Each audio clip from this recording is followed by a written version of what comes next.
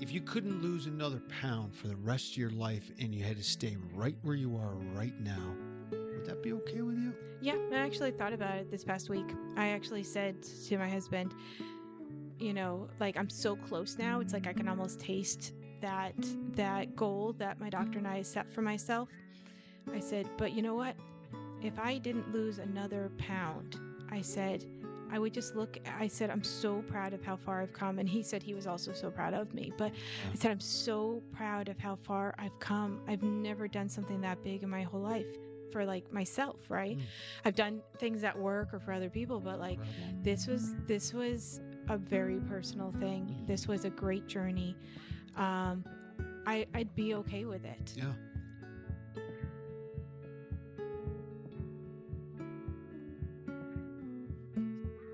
And I think that would be appropriate. Welcome back, Weighing In with Patrick. I am Patrick Hull.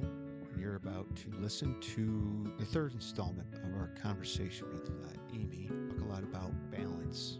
It's really good stuff from our friend Amy. I really enjoyed our discussion, and I hope you've enjoyed it so far.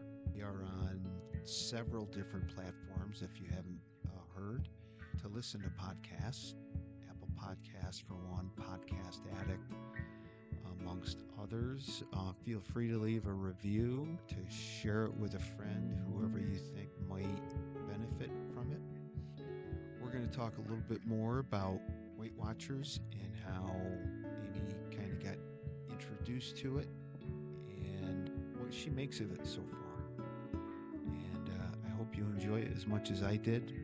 And if you would like to be on this podcast, please send me a message at the inbox, weighing in with Patrick at gmail.com, or you can find me at a meeting on Saturdays usually. Part 3 of my conversation with Amy. I hope you enjoy it.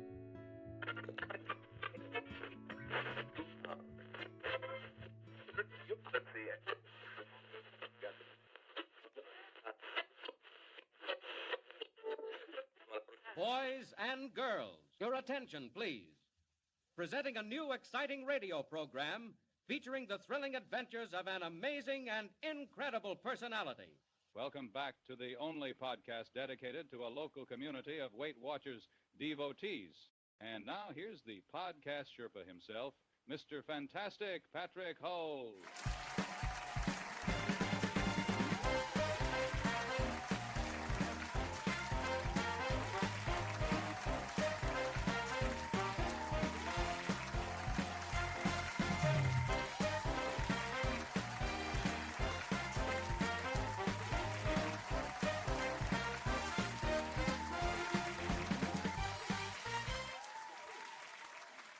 Got introduced to WW. This is my third time. Third time. What do you remember about the first time you walked into a Weight Watchers meeting? I remember probably underestimating the change I needed to make in myself. I definitely said, I listened to some people's stories, and there were some people that were being very vocal. This was back in like Florida, but were very vocal about, I can't have this, I can't have that, but the program works. So I was like, okay, I love ice cream. I like sweets sometimes. Mm-hmm. I do like carbs. So I was like, oh, well, this person's lost X amount of weight. That's tremendous. That's what I'm going to do. And while I still looked at points and, made a whole bunch of Weight Watcher meals and stuff, I'd be like, oh, but I don't need the carbs in that meal, that recipe they had. I'll Yeah. just put all the stuff in a bowl. Now, I still do that today. I make like, I'll cook our own fajitas at home or whatever, and I'll put it in a bowl and I'll just be like, it starts with lettuce and then I pile stuff on top. But that's not how I eat every day. And I usually have just made sure, like, that's just what I wanted to eat that day. So when I first started, I said no to ice cream. I said no to, a lot of stuff. I lost some weight and then I hit a plateau, probably because I was depriving my body of too much. So my body was like, hold on, now we gotta, you know, like preserve what we have. And I got frustrated and I stopped. And the second time I came back, I once again got into that habit. And I think some of it may harken back to, and I think I mentioned this a couple weeks ago. When you've had some type of eating disorder, it can be too easy sometimes to just be like, none of this, none of that. Like it's just too easy to just like slash out. And that's what so the second time around, I was better. I stayed in longer. But when I hit a plateau, I still didn't go through it. All of a sudden I would miss a week and then it would be like 2 weeks and then all of a sudden I was done. Um, and, mainly because my husband would be like, are you going to go? Because we're paying for it. And I was like, I think I can do it on my own. Like that would be my answer. No, I couldn't. So this time I was like, I'm not going to say no to anything. I I will find different ways to eat the things. Like I have ice cream once a week, but I still only have I do the spoon out of the container, which I know everyone cannot do, but I that has worked for me because if I dish it up, I'll probably dish it up more with what my eyes want, not what I get full. Mhm. So I would rather eat and everybody in the house knows, okay, yep, oh, mom's having ice cream. And they know that I shouldn't have too much. So it's like I know I've got people watching me. Mhm. But I I decided this time, like I'm gonna have the bagel. Like Sundays we go and we get the bagel sandwiches. But I was like, I'm more intentional. I'm like, nope, the cheese isn't worth it. I actually would like the 2 slices of bacon, but I don't want the cheese. The cheese, I could care less for it anyway, so I'm not gonna do the cheese. And then I come home and I take half of it out of the foil. So it's bacon, egg, plain bagel. Take half of it out of the foil. That's what I eat with some black coffee. And I put the other half in the fridge. And then I toast the bagel and like nuke the ingredients the next breakfast day. Yeah. And I've been doing that for literally this entire time. So I actually saw a member there one time and she was like, oh, she's like, so have you figured out how to get this on the plan or are you just like having a cheat day? And I was like, well, I guess if you call 2.5 years cheating, I'm like, Mhm. I said they need to have a sign. I said, but Interesting. January is always the best month there because everyone's like, I got to be healthy, so I can just like walk right up and order. I love January because like no, they have to have like a reduction in sales in January because there's literally like Right. I'm out the door usually in the summer, and then right now I'm starting to get like where I'm just in the door Mhm. and like because I wake up early just to go and get it for everyone in the house and I Right. bring it back because nobody else, they all love it, but they don't think Yeah. it's worth waiting in line for. But like that to me is. So I was like, okay, we'll do it. But I know how many points and I put it in. So that second attempt with WW, what was going on that you were like, I'm gonna try that again? It was one of my coworkers. We kept going up to Toronto for work together, and she had rejoined Weight Watchers, Mhm. and she was like, just do it, Amy. You know, you need to do it. She's like, I'm going to harass you until you sign up. And it worked because I was like, okay, you're right. And she's like, I know you can afford it. Just do it. And I was just like, because, that's often my excuse will be like, oh, I don't want to buy all that stuff because that's a lot of money if I'm not going to wear it. There's always, and she was just like, I know you can afford it. They have plans. Like, you're going to do it. And I was like, okay. So I did it because I was sort of intimidated, I guess, but like knew I needed to. Mhm. And then this last time around, I had all of us, well, not Katie, but all of us, my husband and I had definitely got into some probably comfort food and bad habits during COVID because I just had the kidney removal. We were being even more cautious than probably a lot of people were. And because we had to for my own kind of benefit, because I Yeah. was still trying to be careful personally. And um, I had snuck into the whole comfort food thing. I Mhm. was like, I'm going to try making bread. Right. And you don't just make like half a loaf. No, No. you make and I was like, I was like, you know what? If we have shortage of things, I'm going to learn how to make our own buns. So I started making our hamburger buns. I was going to try to make bread. I was doing everything. Yeah. I was like, while I was working, I was like Susie Homemaker here, being like, while I did always cook from scratch, there were definitely things I would, buy at, you know, and I was like, I'm gonna make stuff. And then we'd all look forward to sweets and dessert. So I ended up by gaining like 40 pounds from when COVID started because I knew my weight because of the surgeries and stuff, and I'd been going to see the doctor. So from when COVID started to 2022, when I joined in May, I had gained 40 pounds. What did you tell yourself as far as how that weight came on? Do you recall? Was it and by that question I mean like if it's me, I'm doing backflips to not actually acknowledge what I was doing. I'll put it onto something else. Yeah, I think so there was probably anxiety around COVID, Mm-hmm. not like you would see people. I had coworkers that lost parents in COVID. So some of it was just kind of anxiety, so I would feed the anxiety.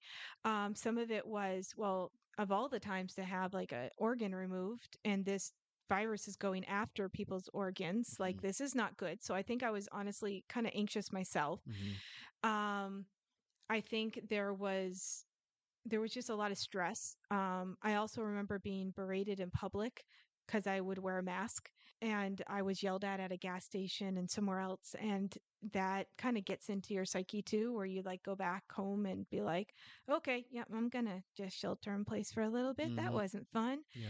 And people didn't see me. I was doing grocery pickups.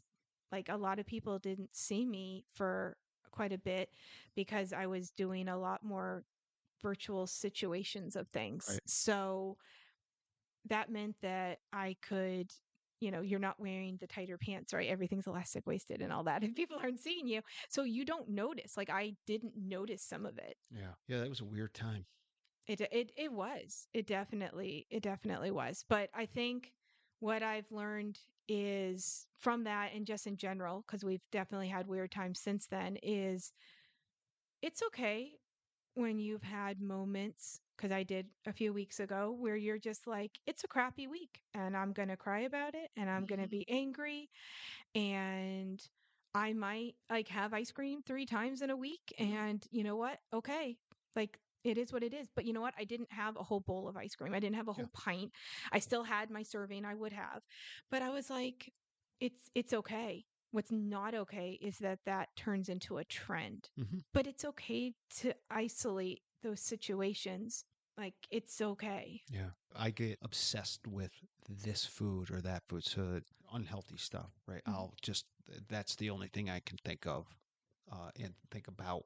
And I'm constantly pursuing. So if it's ice cream, yeah, we bypass the bowl and it's not one spoonful, it's all of them. Mhm. you know, breakfast cereal, sugary, sweet, savory, all of it. It sounds like sometimes the emotional eating can rub shoulders with you. Say, hey, Absolutely. I don't know if that's ever going to go away yeah, because I'm an emotional person mm-hmm, and I don't always like to show the emotion. mm-hmm, So I'll try not to as much. But I think at least anytime I do dive into, oh, well, that's something I just ate or extra that I ate. I had that piece of garlic bread that maybe put me over into my weekly points, my yeah, deal.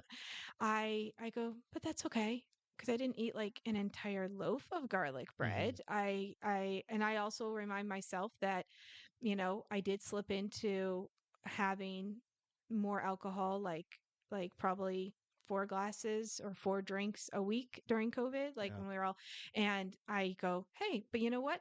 I know people that would probably just turn to a bottle yeah, and I not. So I would rather know that what I do turn to on occasion, I can recognize, but I can give myself the grace because it's not a habit. yeah, I've dipped into it mm-hmm, and I'll get out. Like if it ever becomes more. And I think I've told my husband that if he ever sees something become a trend to be like, honey, I see you're eating like ice cream every night, or I see you doing this and you weren't mm-hmm, like, I said, you can call me out for it. Now, I'm not going to pretend that I'm going to be like, okay, that I'm not going to get mad or whatever, but like, I need that. And he said the same thing. He's like, if you ever see me, like he's looked back at old pictures and he's like, how could you let me get like that? And I'm like, yeah, I guess I kind of just overlooked it because mm-hmm, I don't necessarily see somebody's weight as defining them. yeah. So I do have to I try to be good there too.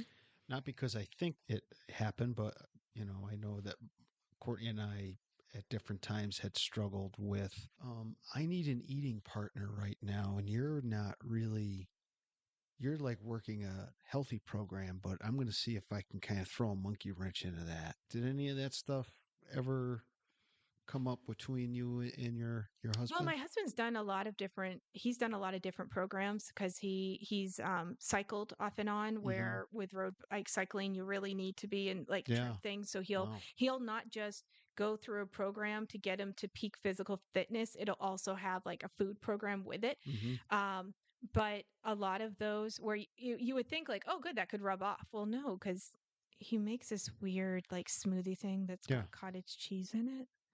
So, I I have an will. issue with I will pray for him.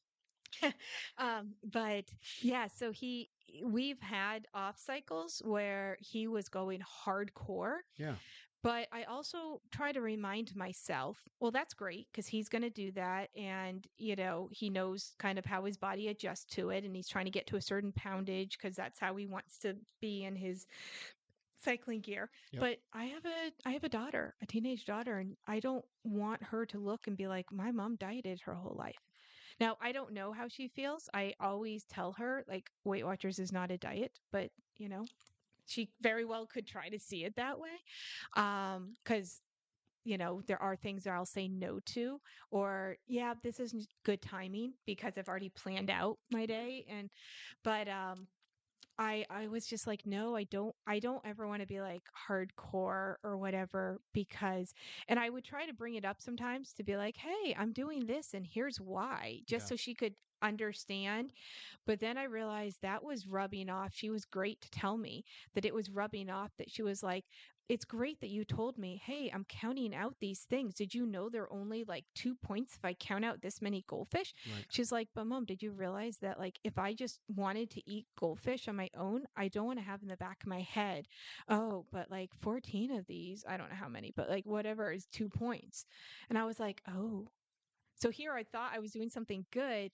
I didn't realize that that was making her like overthink food Yeah. where she wouldn't because she knew, what to eat and when to eat it and all Right. that. Like she's been very sensible Right. about it. And it's not a question of somebody's worth or it's not a moral decision necessarily, right? Like sometimes I just want to eat this. There's no morality in it. It's Mhm. just, hey, I got a sweet tooth or Yeah. whomever, right? Yep. I got the little nerd clusters today at the grocery store. Resealable Congratulations. bag. But I know that if I have a sweet tooth, I would Hmm. rather eat one or two of those. Yeah. It will hopefully help with the sweet tooth and Wow. I won't let myself. And if for some reason I was like, oh man, that bag got finished way too soon and I don't think I tracked all of those, Yeah. either A, I would notice it when I go to weigh in next time, or B, if I didn't, that will be. And I literally told my husband, I'm like, hey, open that bag. I bought that bag. And he was like, okay. And I do that for a reason. Yeah. Because if he's like, wait, are you opening a new bag? Like, I want to have that. Like, I thought you just bought one. I want that to play in the back of my head. You know, as you were saying that, it struck me that you are an anomaly in the following way. You are the only person I have ever met to this point in my life that I can recall who has made the transition from abstainer to moderator. I'd rather moderate than Yeah. have to abstain. Like if somebody said you could never eat ice cream again, Hmm. or you could never. Now, maybe it's because of some composition where I can, but I think I can be a very anal person. I can be Okay. very detailed. Sure. So I try to put that part of my brain in charge of those things to say, okay, how many clusters come in a bag? Okay, Mhm. if I divide that up and I allow myself to have one or two a day or when I need it, that bag better last me this long. And if it doesn't, I can't buy another bag until this date. Well, I mean, you had to teach yourself that. Yeah. We were talking about, was it last week we were talking, or the week before we were talking about neuroplasticity? Mhm. That's the definition right there, right? If you can unlearn something and learn something new to replace it, that is neuroplasticity. Wow, that's really something. And I'm not saying it's always perfect. Like we Okay. do keep some What stuff is? in the house. Oh yeah. Yeah. But I allow myself to then usually like Uh-huh. for sweets, I can't have anything after dinner because I Yeah. somehow get heartburn now. So it's like I can't. So like that's a good thing. I can't eat in front of the TV at Yeah. night because I literally will be like having to down a whole bottle of Right. Tums. So I mean, there are things like that that help with that. But yeah, I think, and I don't know if this is good, but if I were to like overindulge Mm-hmm. because of a weakness or whatever, I would likely internally sort of beat myself up over like, because I'll regret it like an hour later, like, oh, my stomach hurts Sure. or whatever. Mm-hmm. And then I'll just be like, why did I do that? But I then try to change that, why did I do that, into a, come on, you're better than this. Okay. Like, get on the treadmill. Do you ever answer that question in your head? Like, this is why I know exactly why I did it. This is Yeah, what was going on. I don't think I answer it, but I do think that I always say to myself, okay, well, if you ate four instead of two, well, then you better not be having some for a couple Mm-hmm. days. Right. You were talking about balance. You've used that word. We're always going to have those negative thoughts. Yep. And the trick isn't to not have the thought. The trick is to balance the thought with something that is true, Yep. and also meaningful, Yep. right? Helpful. We were talking earlier about plateaus and what we're kind of go through our heads. And if you couldn't lose another pound for the rest of your life and you had to stay right where you are right now, would that be okay with you? Yeah. I actually thought about it this past week. I actually said to my husband, like I'm so close now. It's like I can almost taste that goal that my doctor and I set for myself. I said, but you know what? If I didn't lose another pound, I said, I would just look, I said, I'm so proud of how far I've come. And he said he was also so proud of me. But Yeah. I said, I'm so proud of how far I've come. I've never done something that big in my whole life for like myself, right? Mm, I've done things at work or for other people, but like incredible. this was a very personal thing. Hmm. This was a great journey. Um, I'd be okay with it. Yeah. That idea has served me very well, right?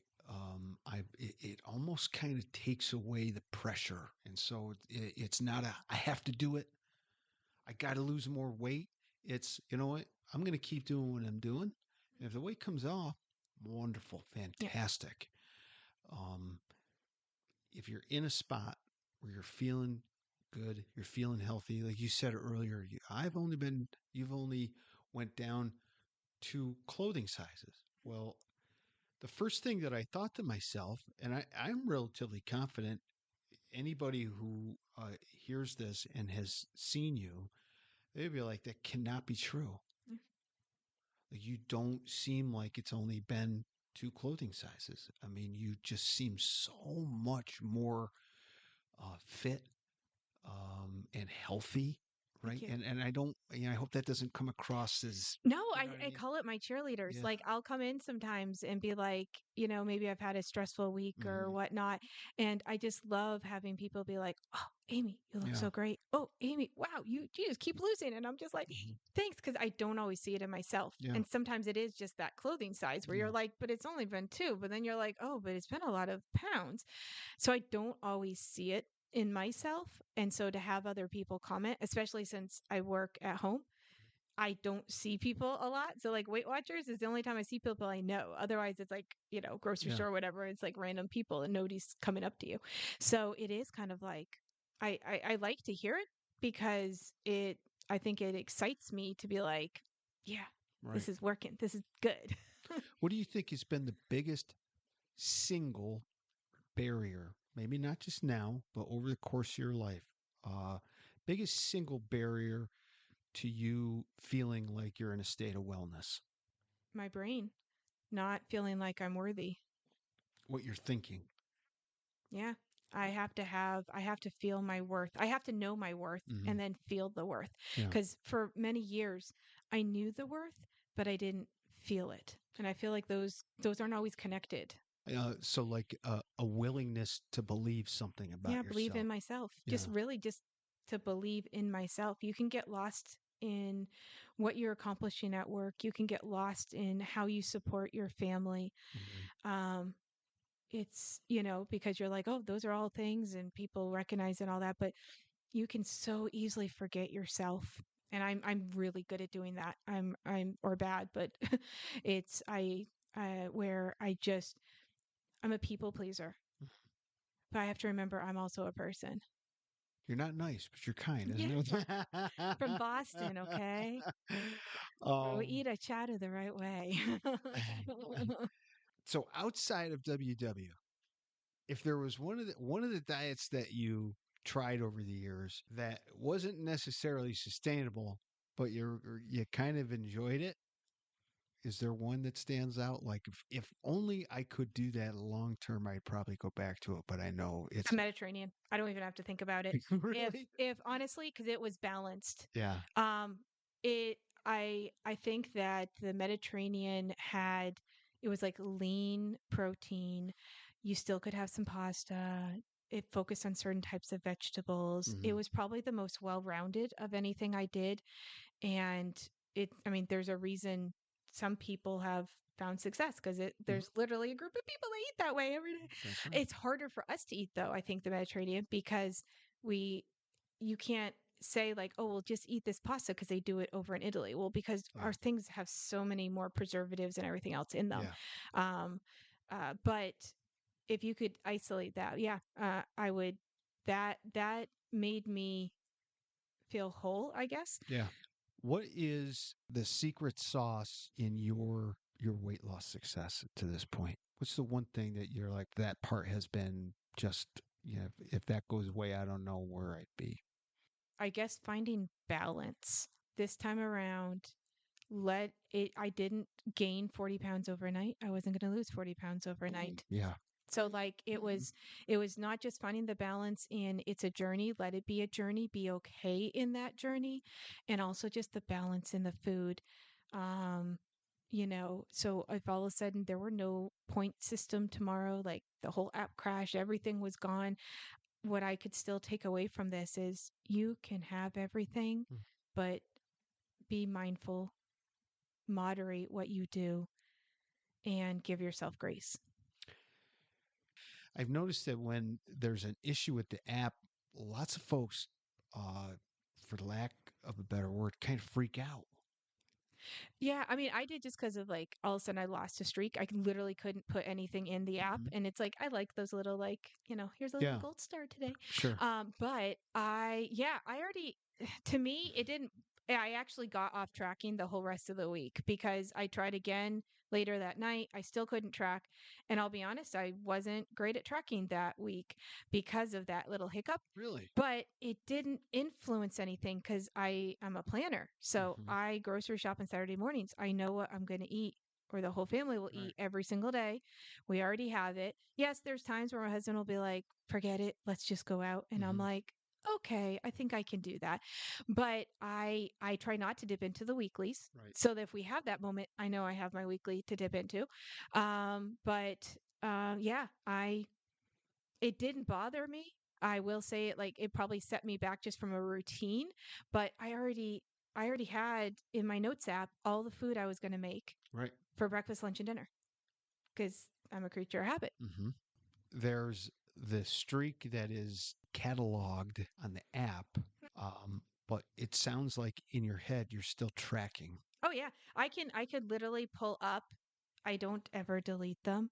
So I can pull up on my phone. I have probably years now. This is It goes all the way back. Every single week, all the meals. It literally Wow. goes, even holidays. Wow. So there's probably embarrassed here. There's probably years. How much data is that using on your phone, I wonder? I have no idea. I just put Monday, Tuesday, Wednesday, Thursday. Like Friday's always leftover for me, so I don't have to do that. I just Hmm. know I'm gonna eat one of the leftovers. And I have cheeseburgers on there because I'm gonna make my own, and I won't probably have the bun, but I Hmm. want the meat. Yeah. And I'll question, do I want the cheese? What type of cheese? I do have some fat-free feta. Like, do I just mix it in my burger so I get it Yeah. that way? Because then it's only 1 point. Like, Hmm. so I'll have that on there, and I'll have a salad with it. So, like, if you were to look at it, you might not easily be able to be like, oh man, yeah, Right. I could tell she's on Weight Watcher. No, because I made sure, but my lunch that day would be leaner because I know I'm going to have, some ground beef that's like 90%, Right. fat free. Weight Watchers, we both agree for each of us has had tremendous value. Mhm. However, we both, I think, can acknowledge that it's not for everybody. Yeah. Right? It can be, I think, but it's maybe not for everybody. If somebody wants to know, like, what are the three best parts of WW? If there are three right at the top of the list, what are they? WW is great because. So first thing I'm going to say is community. That's why I didn't like the virtual meetings. Like I'll go to them when I miss a meeting and I need to have a meeting. Mhm.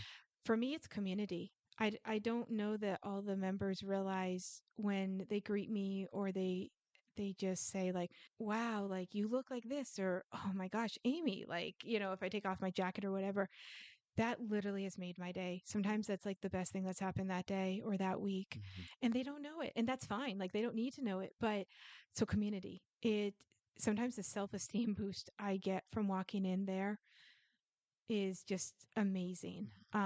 So that's probably like the number one thing. The number two thing is Weight Watchers, it's a lifestyle. I mean, you make it what you want to make it. And there's people, like I know you've said there's certain things you don't want to have, right? And then but for me, I knew this time around I wanted to be able to enjoy everything. I want that piece of cake when I want it.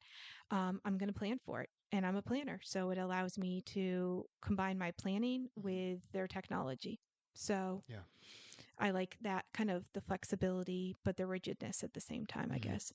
You like the flexibility. You like the structure, though. Yeah, yeah. Yeah. I mean, those are almost two separate things. I like the flexibility of Mhm. being able to have what you eat, but knowing that there's structure there that you have to fit within that type of mold, Yep. like your points or whatever, to make it work. Mhm. Flexibility, structure, community. When folks who aren't part of and never have been a part of a WW community, what have been some of the misconceptions out there that you've heard people mention? Well, I've heard before I even joined. I remember some coworkers being like, "Well, how's that different from like Overeaters Anonymous? Isn't it just a bunch of like fat or overweight people sitting in a room basically telling you how to cheat at your diet?" And I was like, "I don't know. I guess I'll have to figure that out." And I go to the meeting and I'm just like, "Wow, there's people of all different sizes and shapes and ages that have different backgrounds and where they are in their journey." And I think that's what's great because, Right. you can learn something, some recipe or whatever from somebody that you never thought you would. Like, I know that one of the things that caused me to want to do this podcast thing is that I really do enjoy talking about process of how somebody loses weight mhm, and then the process of how somebody figures out how to maintain that weight loss and even all the stuff that happens before it, right? The roller coaster ride. I like to talk about very particular aspects of that stuff. Is there anything about that? We'll just use the broad topic of weight loss that, if given the opportunity to talk about it, you will definitely talk about well, I mean, I've mentioned in meetings, I am pretty open about being on a weight loss journey it. and that I do Weight Watchers and that it is a journey. It Hmm. is not like, oh yeah, I joined Weight Watchers and I lost all this weight so quickly. Um, I when I used to have to travel for hockey, I would tell the people around me that hey, yeah, I need to try to find something that's in my points or whatever. And people would be like, oh, I did that for two reasons. One, because I knew that there were other people that were like, oh, I need to eat healthier. So maybe they could have like learned something from what I chose. Yeah. And two, because then they're going to be like, oh, like I couldn't just go if I was like, I just want those fries and that greasy burger with the bun and a milkshake and blah, blah. Like I couldn't have done that because now I've just admitted to all these people that like, so there was like, that helped me honestly, because people would be like, ooh, Amy, what are you going to get? So, but I also wanted to prove to them because sometimes they'd be like the salad, right? And I'd be like, actually, no, because there's way more points I think than that salad is going to give me. I think I'm actually going to do the grilled chicken sandwich and ask for them to like hold the bun back. And they were like, oh. And then they'd be like, "Oh, but you're gonna do like a salad on the side, right?" And I'm like, it's been like a really busy day. I'm tired. I'm actually gonna do the fries, but I am going to only put like 10 fries on the plate, and I'm gonna put the rest on like a communal plate Yeah. if anyone else wants any. So they could see that like I was being honest, what is it that I wanted when I wanted it. But it helped having people aware around me. Right. What does that WW idea of lifetime mean to you? It means never giving up and being mindful and never giving up on yourself. Great. That's wonderful. That's really beautiful. Do you notice anything that people who have hit lifetime, what seems to be common amongst the folks who have hit lifetime, if you've noticed anything about that? Yeah, I mean, because you're an example for me there too. I would say that it doesn't mean it's just a cakewalk the second you hit lifetime, Hmm. that it's still the journey, right? I think that's been the biggest thing. I think I thought years ago that, oh, I just need to hit lifetime and it's some like magic little ribbon you like jump over and you're like, I'm here. And Hmm. it's like sunshine and roses. And while that may be the case, because maybe you've found an easier, more solid path in life that's just second nature now, Yeah. so maybe, there are, so many blessings from hitting lifetimes, so many things you've learned. Hmm. It doesn't mean that the learning is over. Yeah. If I've learned anything throughout the many, many times I've tried to lose weight, you touched on it. It's that once you hit that particular goal weight, um, if you turn off the machine, all of it, you just shut the whole thing down, you can't be surprised when you get that same result. And Yeah. so I remember talking to myself very kind of early when I felt like I was getting that moment, the momentum, like when you feel it, right? Like there's something different about this. I was starting to think about, I'm going to have that moment where I get on the scale and I'm going to hit the number that represents, now I go into that, several week maintenance phase, right? Mhm. And what is going to be my headspace there? What am I going to tell myself? And I had to start thinking about, that's just another way in. Yep. It's just another way in. Yep. And I got to make sure that, as one of our members, who we haven't seen in a long time, said, you got to get your rear end in the seat. You got to get in the seat and stay in the seat. Yep. That support element. Every time I hear from somebody who's brand new, I'm like, yeah, I remember that. That's really helpful for me to remember. Yep. Right. Um, And keep coming. Because that's one thing. Like, Absolutely. since I am close, like, I hope by summer maybe I'm there, Hmm. but I will definitely keep coming because to me, the sense of community Hmm. and continuing to learn is so important. Right. You're going to be the very first guest on the Weighing In podcast who is going to be subjected to the lightning round of questions. Oh, Don't put too much thought into these answers, whatever comes to mind. do we have sound effects like Okay. Favorite meal regardless of points. mac and cheese, homemade mac and cheese? Favorite 0 point food. Oh gosh. Crab legs, Favorite point friendly snack. goldfish, Most helpful cooking or food prep hack. planning and measuring, Stainer or moderator. moderator. Most memorable words you've heard while in a WW meeting. When you told me that when I had a plateau, that meant I could maintain. That was probably some of the most powerful that I had heard. Wonderful. Thank you for that. Favorite form of exercise. Walking. Scale or non scale victories. Oh, that is a good one. That's almost like a 50-50 because my brain needs a scale victory, but my happiness probably needs a non-scale victory. Like you fit into those jeans you hadn't fit into. The happiness that brings. Ooh, Gotcha. Best compliment you've ever received. you look amazing.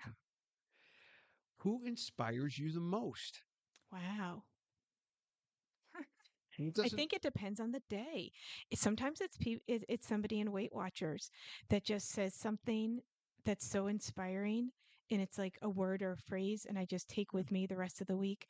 Sometimes it's my daughter, for just kind of all the stuff that's going on Yeah. and the courage that she has to kind of like figure out what her path is in life. Hmm. And sometimes it's my husband for just always just being there and kind of having that best friend to walk through in life. It's Great. different. If both were available and you knew you would like both equally, would you prefer on Saturdays a 7:30 or a 9:30 meeting? Oh, 9:30 is way too late. Um, someone is thinking about starting WW and they ask you what you think about being a member. What do you tell them? Do it. Take the chance on yourself. I'm thinking of allowing the current person in that chair to suggest or put a name forward for the next person who should sit in that chair. And without using surnames, who would you love to hear from? I would love to hear from one of the ladies that sits with her back against the wall. Yes, and just so you know, I'm trying. I'm trying to convince them. I might even have a panel podcast if I can get all of them back here. I call them my cheerleaders. They don't realize that, but when I go home, I say, my cheerleaders like said something so sweet to me today. Uh, yeah, Nancy, and I think we were talking about like Nancy and Doro back there. Yep. Oh, Uh, there's yeah, multiple. There's right. about 4 of them. Um, But I okay, won't name names. I You know have who you been are. asking a lot of questions. Do you have any one question for me? If you could do if you could change anything that got you to where you are today, what would it be? Nothing. I wouldn't change it. I wouldn't, not a single thing, only because I have to operate from the idea of because it's happened, it is meant to be. Yeah.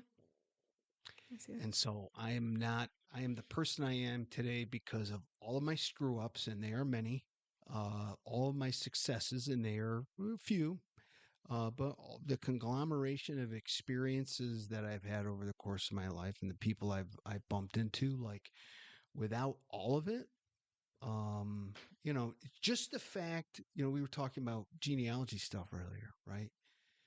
And just the fact you and I exist at all is a miracle when you think of how difficult it was for hundreds and thousands of years for people Hmm. to live past like the age of 40, Yeah. Yeah. or how many kids, how many moms lost infants immediately after birth, Hmm. right? It is a miraculous that we are here at all. So, sure, I would love to change some stuff and could take some things back, things I've said and done. But you know what? You got to live with it Yep. and make the most of it. Thoreau, again, said something about regret.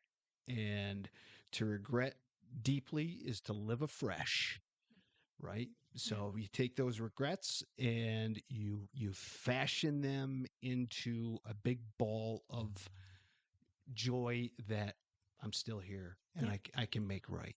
That Yeah. makes sense. It does. Yeah, I respect that. Yeah. All right. Would you think you'd ever do this again? Would you ever come back for an encore discussion? Sure. Wonderful. Well, I got to tell you, I really enjoyed our conversation. I hope that this was a comfortable experience at the least. It was. Um, I really appreciate you being willing to do this and sharing your stories. Very meaningful and very powerful. And and you don't have to provide anything, but if somebody wanted to reach out to you, what is the best way for them to do it? Meeting, email, phone call? I would say find me in the meeting. Okay. I'm always open to talking, and I also can like meet up outside the meeting if people ever wanted to. All right. And I'm always, I would be remiss if I didn't ask this question because I'm always trying to do this a little bit better. Is there a question that you're surprised I didn't ask you? No, I honestly, so I came into it and I made sure I had not listened very recently to any of the other podcasts. Mhm. That's why you stumped me when you did ask, because I was like, oh no. It's been a bit because I didn't want to have any preconceived notion coming in here of what you might ask. Yeah. So, What do you think would be a good question to ask somebody? oh no, you were so good with your questions. I was nervous. I even told the chiropractor this morning. He's like, "Oh, what are your plans for today?" Told him. I was like, "Oh, I'm coming here for this." And then I said, I'm like, he's like, "Oh, that's gonna be great." And I'm like, "Yeah, but I'm so nervous." Like, and he's like, "Why?" And I'm like, "Cause what if I don't know what to say? What if I say too much?" I overthink. I overthink. Well, to anybody who's listening that has that same concern and have a one-word answer, editing. Thank you so much again. And if anybody's listening, if you know me, when you ask, "So, how was your week?" Usually I can't be quiet, so no All right. surprise. Well, thank you again. Thank you. And it was a real pleasure. Have a great weekend. Thank you. You too.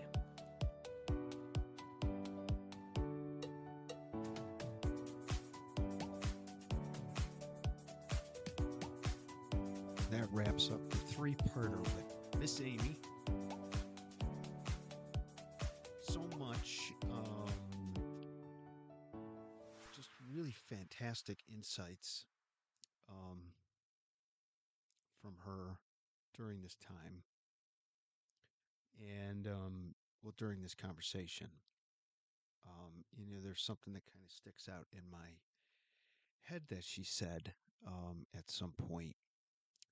Something that she likes about Weight Watchers. I think it was kind of what I led off with in episode 2, which was what she likes about Weight Watchers is that it provides the flexibility to be balanced. The flexibility to be balanced. I've been thinking about that. I don't think I hear a lot of folks out there in the internets, social media, but talking about the interplay between flexibility and balance.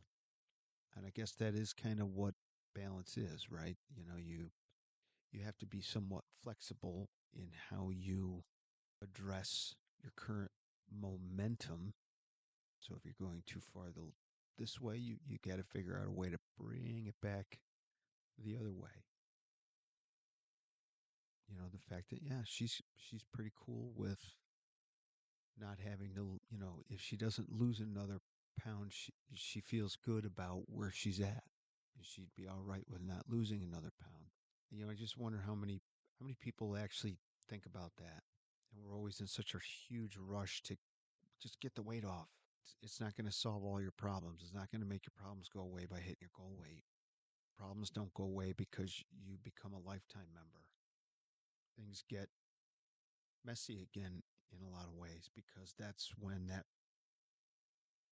voice in the back of your mind says, "Yeah, you can take it easy. Go and enjoy eating way more than you should, more frequently than you should." Or by should, I mean than what is healthy and optimal to maintain a weight. And so we drift and we lose that flexibility of, hey, you know what? I gotta find my points again.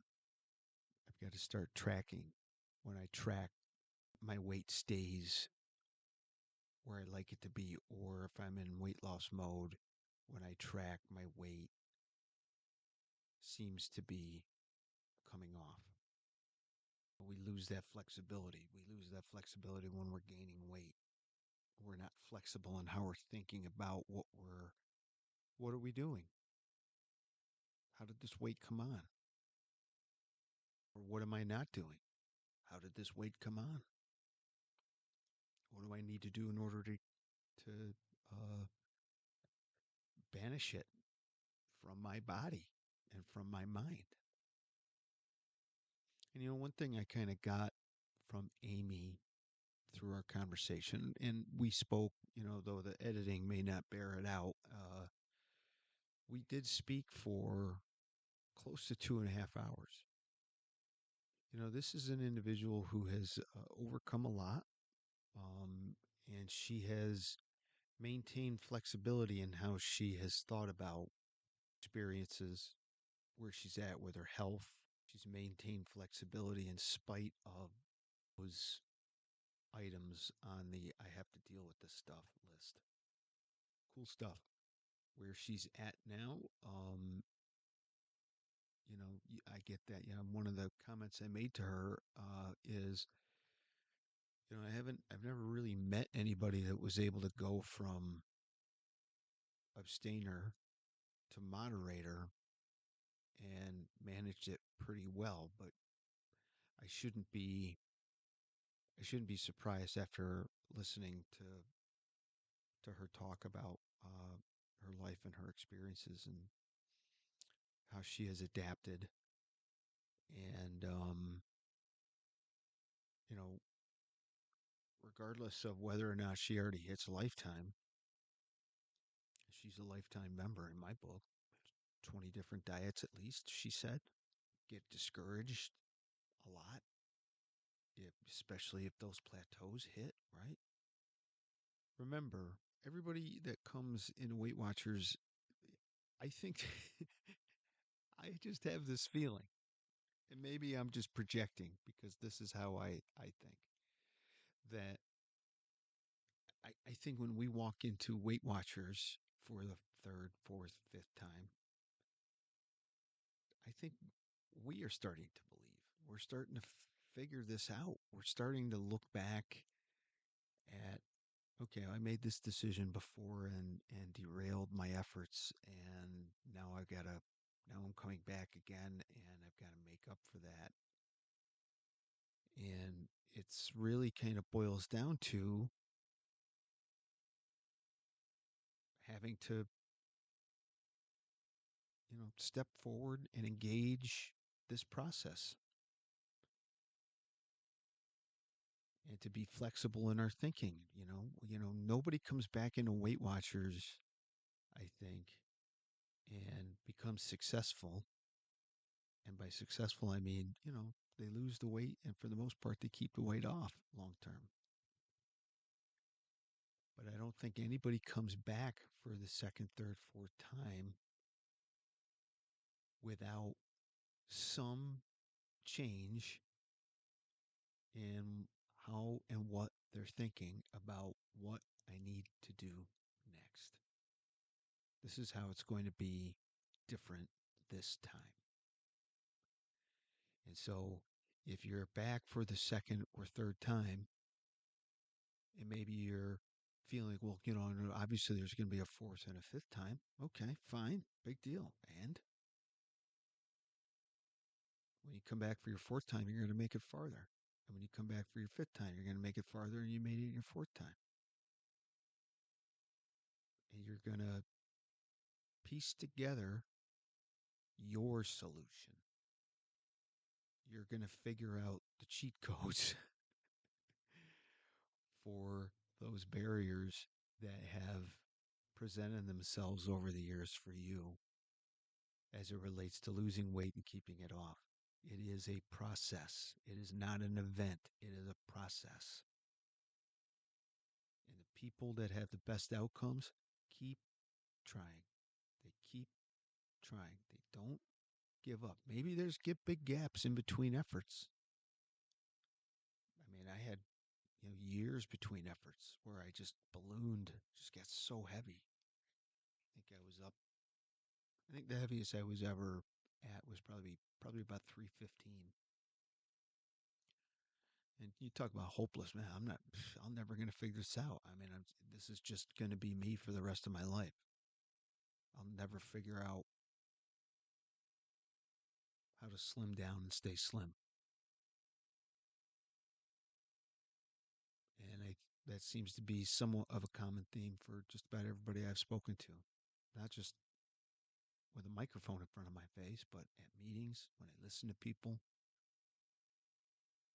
You're going to figure it out as long as you keep trying. Have that sort of scientist's mind. The light bulb was a result of 10,000 solutions that didn't work. Back to the drawing board. We're going to figure this out. We could say that for every major invention. I was listening to Neil deGrasse Tyson talk about who he thinks is the greatest science mind ever. And he didn't even hesitate. He was like Isaac Newton, you know. Isaac Newton discovered the law of gravity, the laws of motion, figured out why the planets move the way they move. And the reason why he could explain it is because then he went and invented calculus. Right.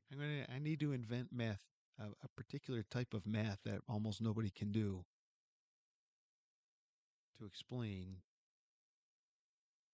why these planets in our solar system move the way they do, why they move in an